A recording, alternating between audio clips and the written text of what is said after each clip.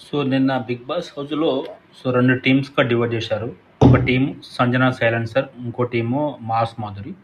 So big boss ఏం చేశాడంటే ఇద్దరికి గేమ్ పెట్టాడనమాట. సో సంజన సైలెన్సర్‌కు ఒక పానీపూరి బండి ఇచ్చాడు. సో మాసు మాధురి గారికి ఒక కాఫీ షాప్ ఇచ్చారనమాట.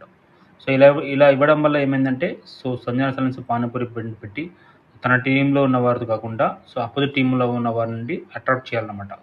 సో ఎవరైతే పానీపూరి తినడానికి వస్తారో వాళ్ళు ఈ టీం వైపుకి వస్తారనమాట. అదేవిధంగా మాస్ మాధురి గారు ఉన్నారు కదా! ఎవరైతే కాఫీ తాగడానికి వస్తారో అపోజిట్ టీం నుండి వాళ్ళు కూడా ఈ టీం వైపు వస్తారనమాట. సో వీళ్ళిద్దరూ టీమ్ పెట్టి గేమ్ ఆడాలన్నా గేమ్ ఆడకుండా కామెడీ చేసుకుంటూ కూర్చున్నారు. మధ్యలో ఏం చేస్తున్నారంటే పానీపూరి దొరికిందని అందరూ పానీపూరి తింటున్నారు. కాఫీ షాప్‌లో కాఫీ దొరికింది, మళ్ళీ దొరుకుతుందని కాఫీ తాగుతూ కూర్చున్నారు. ఇదంతా బిగ్ బాస్ అబ్జర్వ్ చేసి ఆ గేమ్‌ని అప్పటికే స్టాప్ చేసి ఏవైతే పానీపూరి, కాఫీ షాప్స్ ఉన్నాయో అవి స్టోర్ రూమ్‌లో పెట్టమని చెప్పారనమాట.